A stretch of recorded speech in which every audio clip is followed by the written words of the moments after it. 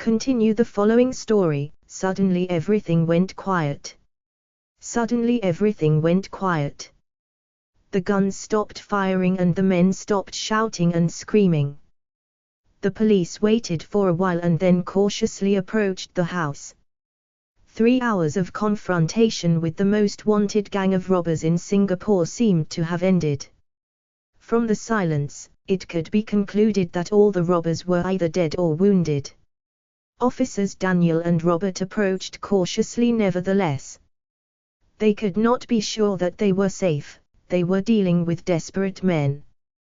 Daniel kicked in the door while Robert rushed in, gun at the ready. A sad scene greeted him and then Daniel rushed in.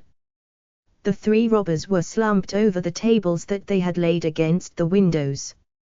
Blood was everywhere and they looked horribly twisted in death. Their life of crime was over.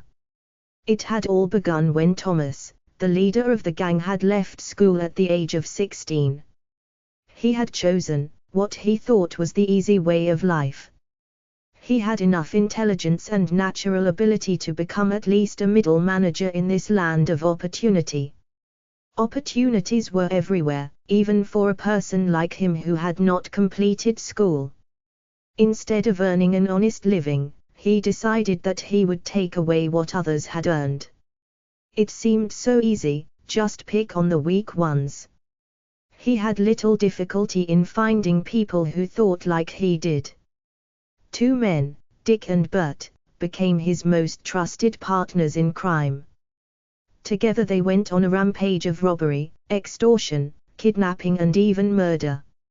For more than 3 years they terrorized the country and in the process robbed people of a total of $2 million worth of jewelry. Their main targets for robberies were goldsmith shops and money lenders. From the merchants they extorted Muncie and once they kidnapped the daughter of a millionaire. It was during a goldsmith robbery that Thomas shot and killed a police officer. Although they were smarter than the average criminals, the police were just one step behind them. Dedicated to keep the Republic a safe place, these men in blue worked day and night to capture the gang. The gun battle was the end of a 6-month investigation and pursuit. The police surrounded the house and demanded that the gang surrender. His followers wanted to surrender but Thomas would not let them. He threatened to shoot them if they tried to leave.